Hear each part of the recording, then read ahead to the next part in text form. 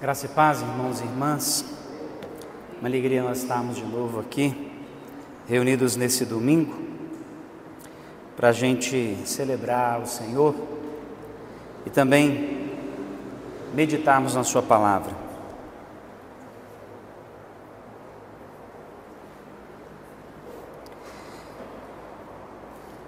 E hoje eu quero convidar você a abrir comigo sua Bíblia no livro dos Salmos, capítulo de número 51.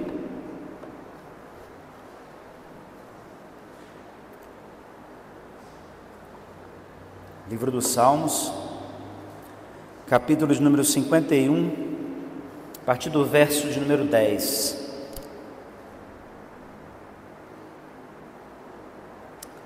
Salmo 51, a partir do verso 10, diz assim: Cria em mim, ó Deus, um coração puro e renova dentro de mim um espírito inabalável. Não me repulses da tua presença, nem me retires o teu Santo Espírito. Restitui-me a alegria da tua salvação e sustenta-me com um espírito voluntário. Então ensinarei aos transgressores os teus caminhos, e os pecadores se converterão a ti. Amém?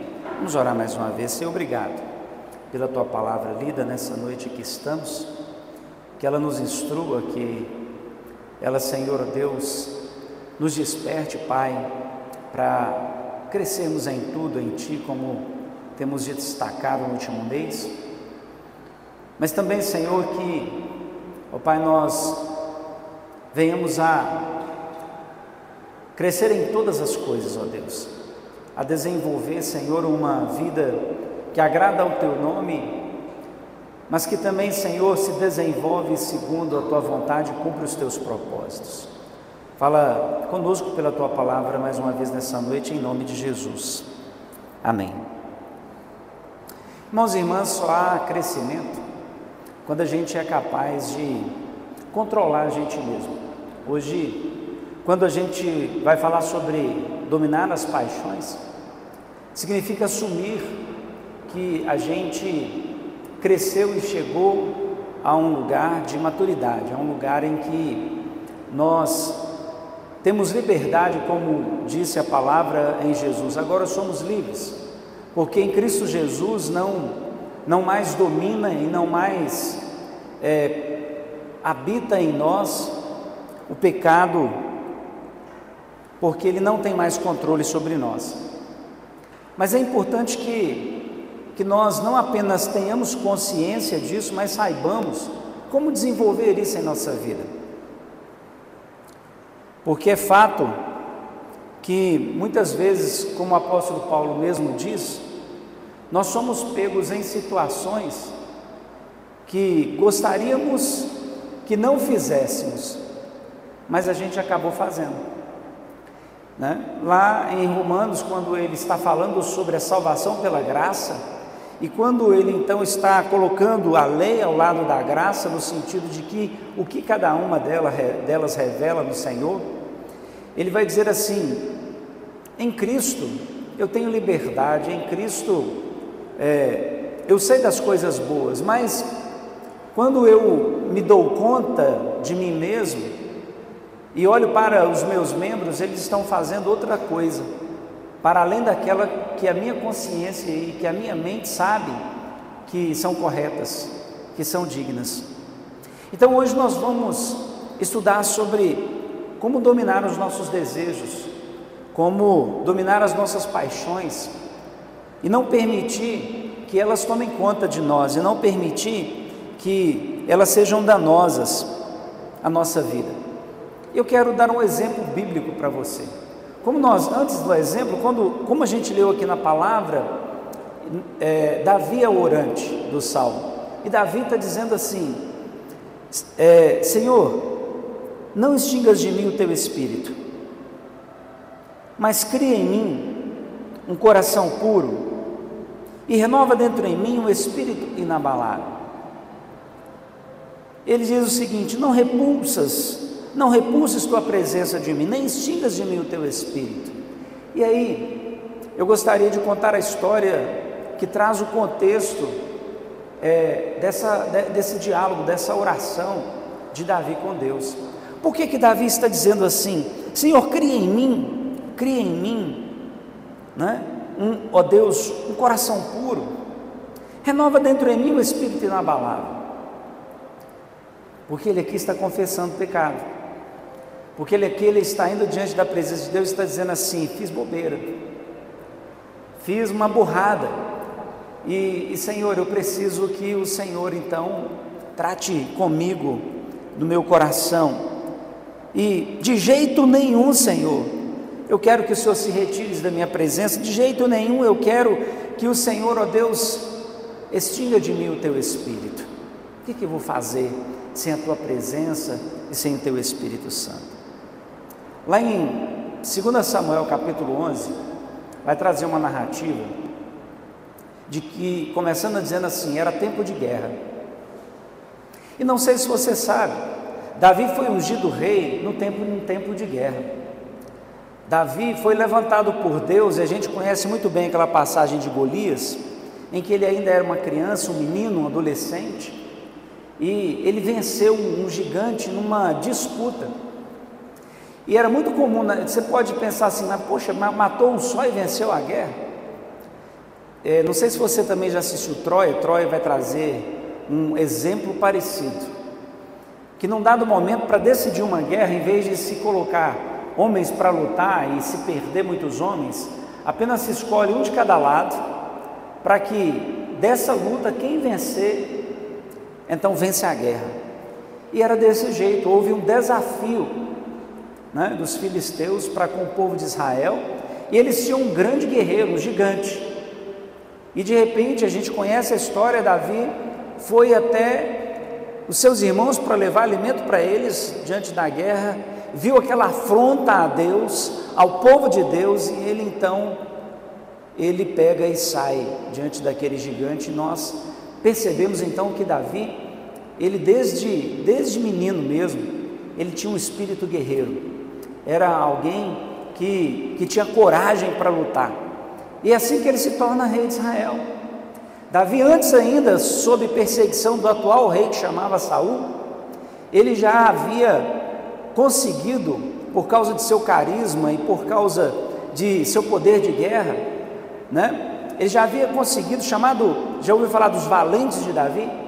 Ele havia conseguido já um grupo de homens que não faziam parte, né, da guarda real ou do exército real, mas que estavam aí dispersos, mas ao verem Davi, eles confiam nele, e ao perceberem a liderança guerreira de Davi, eles passam a segui-lo, e Davi então começa já a constituir, né, um povo guerreiro com ele, que ainda não seja da parte do rei. E a história vai dizer que Davi, no fim, se torna rei de Israel. E num dado momento, e aí nós vamos trazer o contexto de 2 Samuel 11, diz o texto, começa dizendo que o tempo era de guerra, e Davi mandou seu general Joabe, junto de seus homens, a guerrear. E o texto diz que, embora fosse tempo de guerra, Davi ficou em casa. Davi não foi para a guerra. Davi abriu mão, né, daquilo para que Deus havia chamado, sendo libertador do seu povo. E até aquele momento Davi era o rei que estava expandindo as terras de Israel, trazendo prosperidade sobre a vida do povo, sob sua liderança. Mas naquele episódio, naquela ocasião, naquele contexto, Davi não vai para a guerra. E o texto vai dizer então que, como ele não foi para a guerra e ficou no palácio, que certo dia ele subiu para o terraço, e então ele avistou uma mulher muito bonita, chamada Betseba. E ele, ao vê-la, né, ele então foi despertado por sua beleza e pediu para que a trouxessem até o seu castelo, o seu palácio. E ali, então, Davi esteve com ela sexualmente e a dispensou para casa. Você pode pensar, poxa vida, hein? Que situação. Primeiro eu quero explicar para você que o rei tinha direito, naquela época, de escolher quem quer que fosse, mesmo uma mulher casada. Lhe era lícito fazer isso. Mas qual que é o problema? O problema é que Davi, ele tinha uma consciência e um caráter forjados por Deus. Embora isso fosse possível, ele sabia que por si mesmo, pelo seu próprio juízo, ele não deveria fazer aquilo.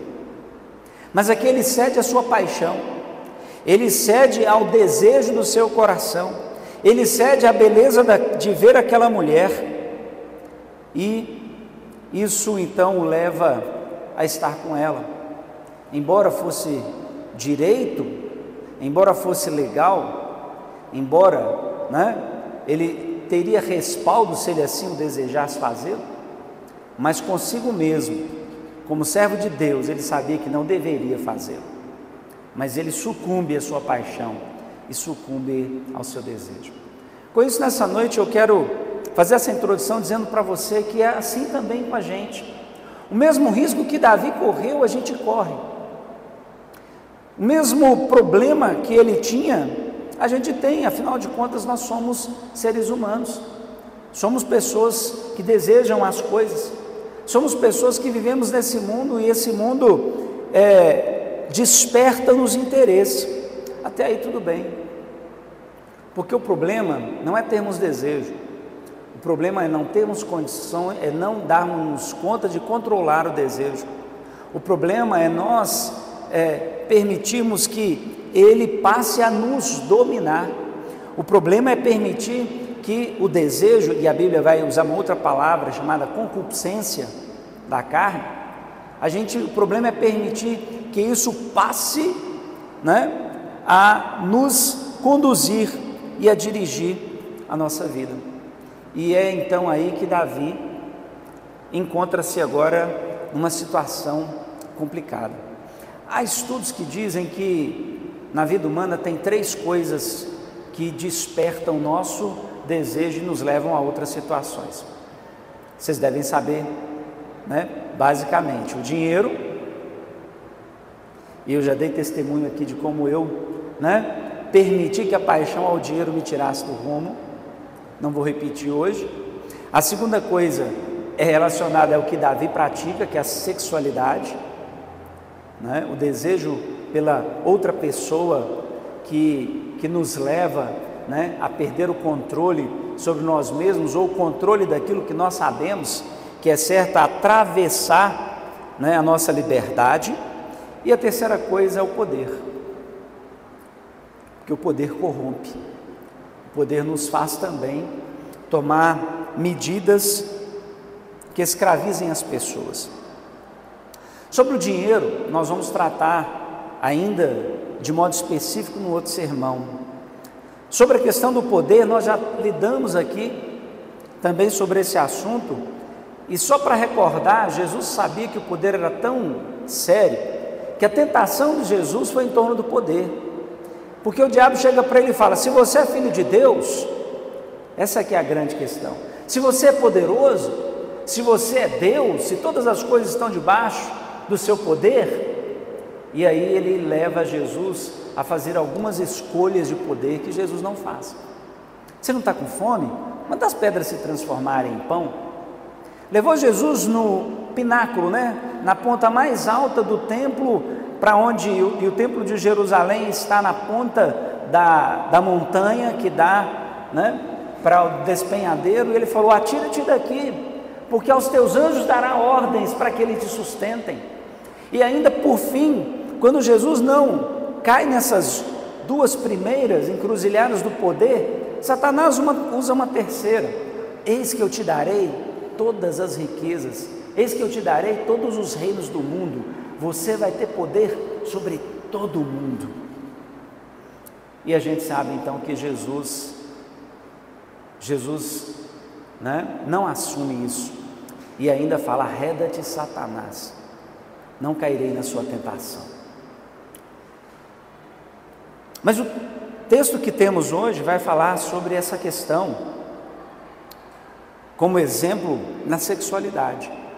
Davi, ele, em vez de buscar viver segundo a orientação de Deus que ele conhecia, de ser uma pessoa justa, equilibrada, de se orientar,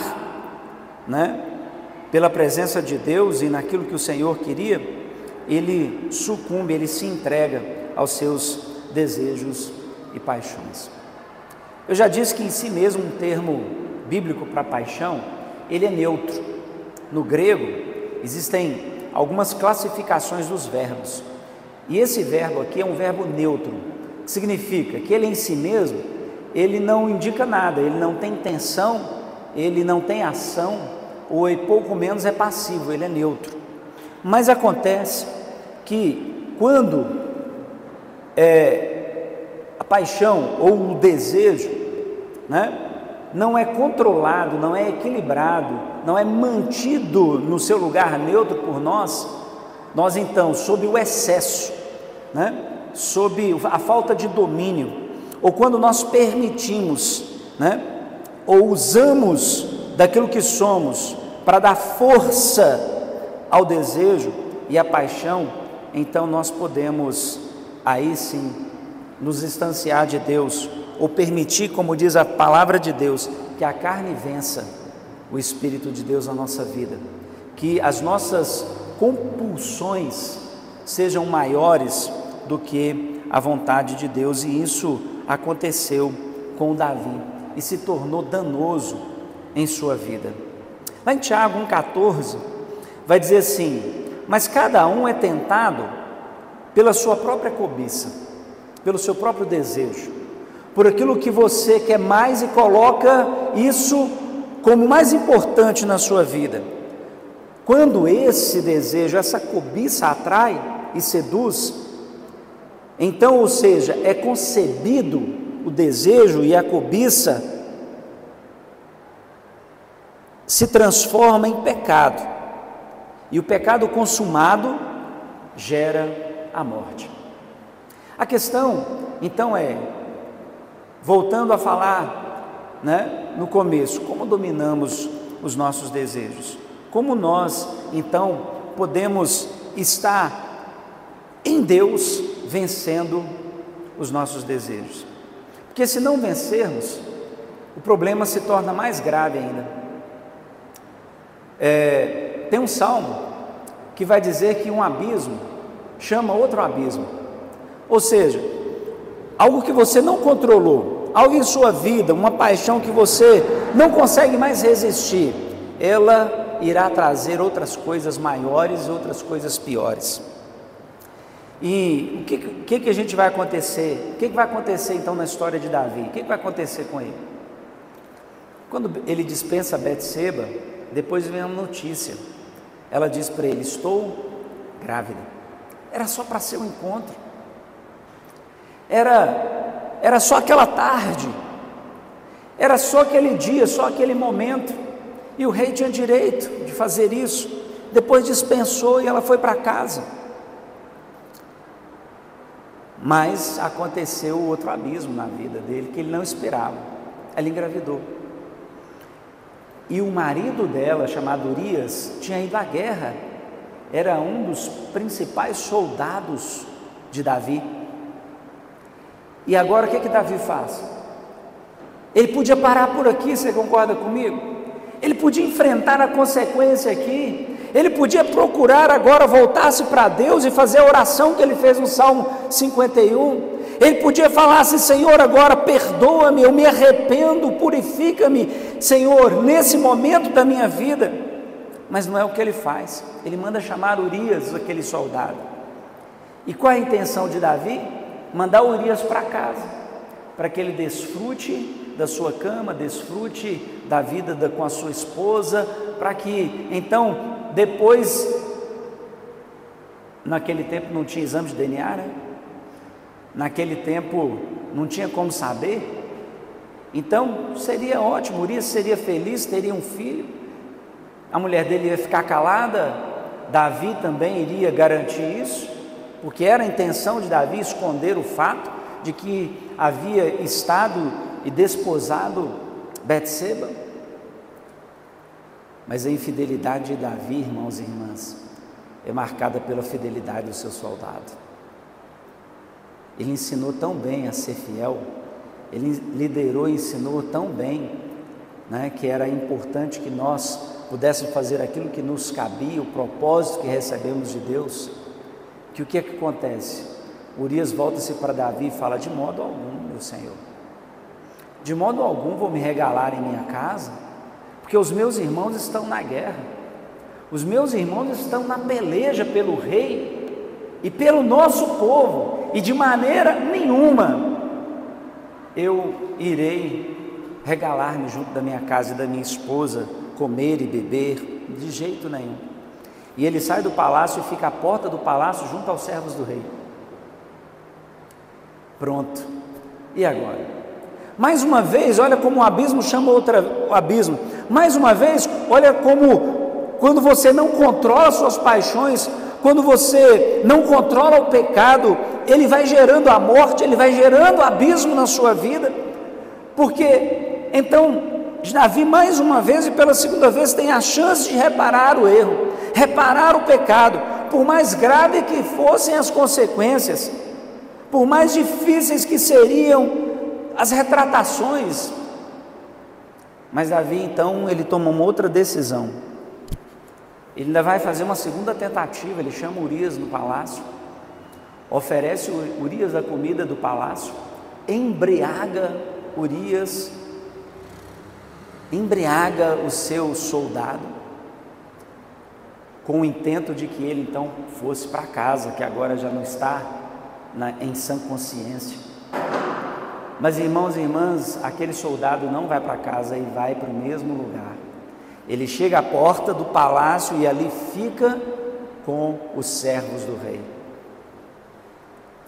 Davi podia ter resolvido de novo a questão, enfrentado as consequências, acertado o caminho, mas ele permitiu que a sua paixão se enveredasse mais ainda.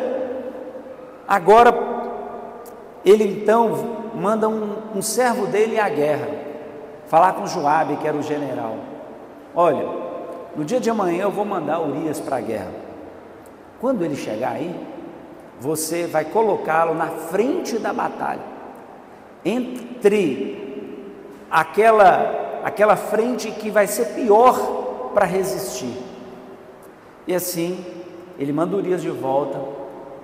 Joabe coloca Urias diante dos muros da cidade que eles queriam dominar, e então os flecheiros do muro acertam diversos outros soldados que foram mandados junto com Urias, mas dentre eles Urias morre. E essa é até aqui a tragédia que acontece. Tudo porque, irmãos e irmãs, tudo porque Davi, quando precisou, de cima do terraço da sua casa, controlar o seu desejo, controlar a sua paixão por uma mulher que não era dele, para uma beleza de uma mulher que é comum, as mulheres são mesmo belas, foram feitas para completar o homem.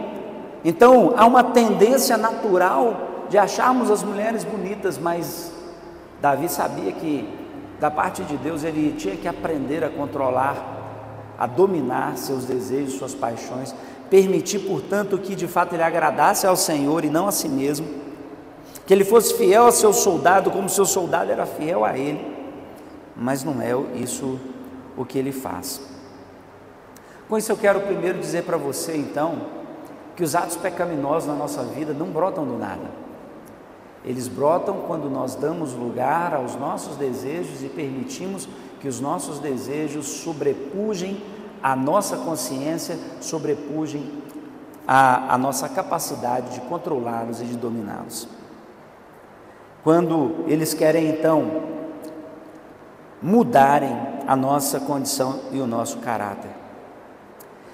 Lá em 1 Tessalonicenses 5:23, olha o que a palavra de Deus diz: o mesmo Deus de paz vos santifique em tudo, todo o vosso espírito e alma e corpo sejam plenamente conservados, irrepreensíveis para a vinda do nosso Senhor Jesus Cristo. Então nós temos liberdade em Cristo Jesus de viver uma vida, onde nós cultivamos a santidade e dominamos as nossas paixões, as nossas inclinações e os nossos desejos. Sobre esse tema particularmente da sexualidade, tem um livro de um autor chamado Bill Perkins, que se chama Quando Homens Fiéis São Tentados. E lá nesse livro, ele explica o seguinte, que o ser humano precisa, quando ele já entra numa dinâmica de dar lugar à sua paixão, ele dá o seguinte processo: o ser humano precisa aumentar seu risco para obter uma excitação impetuosa. Ele vai se arriscando mais e mais, e aí ele vai dizendo assim, tudo pode começar, por exemplo, de uma pornografia, e se isso não for devidamente contido, vai conduzir ao adultério e vai distorcendo, modificando o caráter de Deus em nós. E ele vai dizer que é um ciclo então da tentação, Tudo começa com pensamentos fantasiosos, descontrolados. Tudo começa apenas na sua mente, como começou na mente de Davi, enquanto ele estava lá naquele terraço ao olhar Betseba. O segundo passo é quando então outros processos se dão, Agora você toma a iniciativa de apenas deixar aquilo na sua mente para de fato tomar um ato de verdade, que é quando Davi manda trazer Betseba até a sua casa. E o passo seguinte então já é movido por isso, que é a concretização dessa situação. E ele vai dizer, depois já era vergonha. E a vergonha, que traz medo e terror, ela então passa a dominar a pessoa, que agora, movida, pelos desejos então desenfreados, ela se distancia de Deus, ela se distancia da coragem de fazer a virada, ela se distancia da coragem de romper com esse ciclo da tentação e crescer em santidade, e ela passa então, depois de um tempo de bonança, depois de um tempo em que se estabelece uma calmaria, a repetir todo o processo novamente. Isso, por fim, vai causar danos à autoimagem da gente e à imagem de Deus em nós. Um abismo chama outro abismo.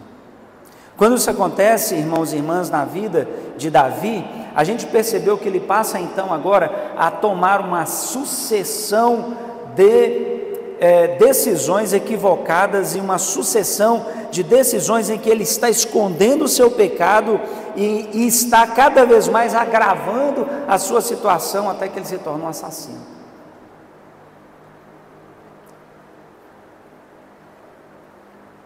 Se quando somos tentados não controlamos as nossas paixões, nós podemos chegar ao que dizemos que é o fundo do túnel, quando a gente não mais consegue fazer isso.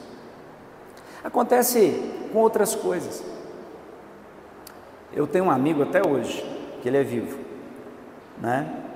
mas tratando da vida dele, em discipulado certa vez, em nível pessoal, eu falei para ele assim, olha, porque se eu sou seu amigo, eu vou te dizer, você é um alcoólatra, você já se tornou um alcoólatra. Ele falou, que coisa, que isso? De modo nenhum. Eu falei, olha, por que você então não é um alcoólatra? Porque eu só tomo nos fins de semana. Eu falei, vamos fazer um desafio comigo? Vamos fazer um jejum? Você vai passar 4 finais de semana, um mês então, sem fazer uso da bebida. Vamos dedicar esse tempo a Deus. Vamos dedicar isso para nos santificar a Deus. E ele não topou. E continuava bebendo todo final de semana. Até que aquilo foi aumentando aos pouquinhos, aí do fim de semana, já passou a fazer no meio de semana, até uma ocasião que ele já estava com cirrose hepática. Acontece com todo mundo? Não. Mas ele não tinha os fígados, né? Ou os rins, os fígados, né? Tão bons. E a doença se desenvolveu e foi rápido demais. É assim que acontece muitas vezes quando nós não dominamos as paixões da nossa vida. Perkins, no livro dele, Quando Homens Fiéis São Tentados, ele vai dizer assim: depois que um homem cede às compulsões, e aí ele está dizendo, né, relativo de modo específico à sexualidade, as compulsões sexuais por tempo suficiente, ele perde de vista o novo homem que se tornou em Cristo e enxerga em si mesmo como um homem imoral e não como um filho de Deus. Infelizmente, uma vez que ele se vê dessa maneira, fica mais fácil representar esse papel. Afinal, ele pode dizer: eu sou assim mesmo. Esse é o fundo do poço. Eu já estive com muitas pessoas que estavam esfriando na vida da igreja, esfriando na comunhão com os irmãos, esfriando em sua espiritualidade. E outro texto bíblico vai dizer assim: o que Perkins está querendo dizer é que o texto bíblico disse, essa pessoa teve sua consciência cauterizada, lá em Tiago. O que significa isso? Que ele se entregou àquela situação e ele não resiste mais àquela situação, ele não consegue mais sozinho sair daquela armadilha. E foi também o que aconteceu com Davi. Davi não saiu sozinho. No capítulo seguinte, de 2 Samuel, capítulo de número 12, o que vai acontecer? Um profeta de Deus, um homem chamado Natã, vai ter com Davi. E ele chega para Davi, conta para Davi uma parábola, e essa parábola, no fim de tudo, e aqui eu não vou contar a parábola pelo nosso tempo, ele fala: pois é, Davi, você é como aquele homem da parábola, tomou o que não era seu, e você mesmo disse que por causa disso você merecia a morte.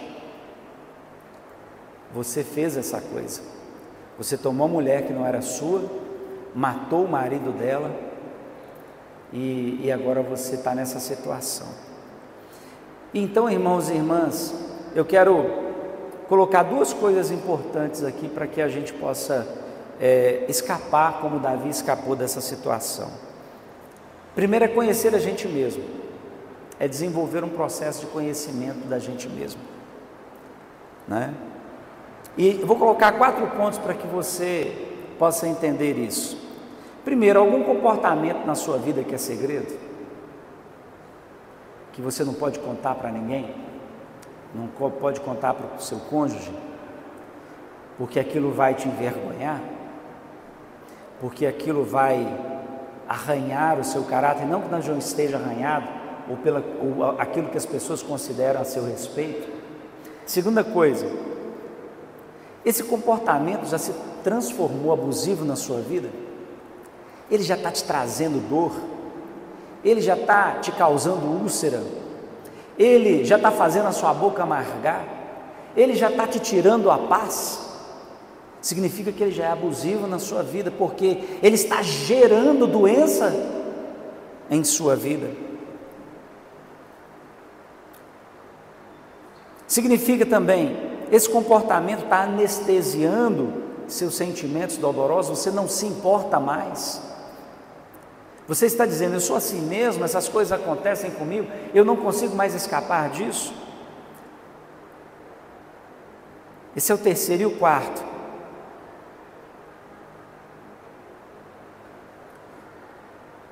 você foge a compromissos com as pessoas que você ama, que estão ao seu redor, por causa desse seu comportamento que é segredo, que você não pode contar? você se afasta?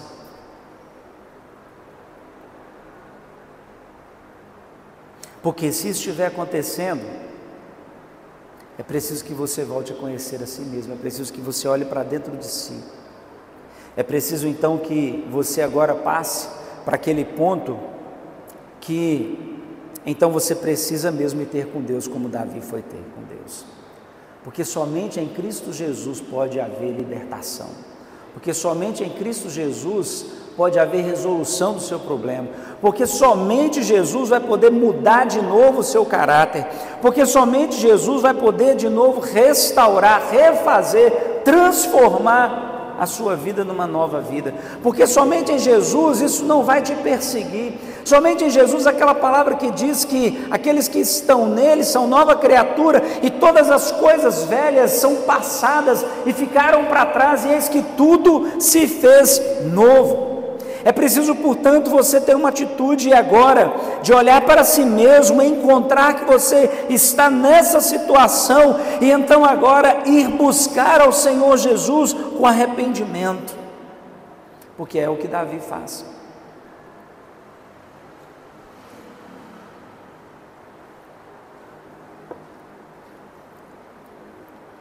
Porque é o que Davi faz. Eu quero terminar lendo de novo o texto bíblico.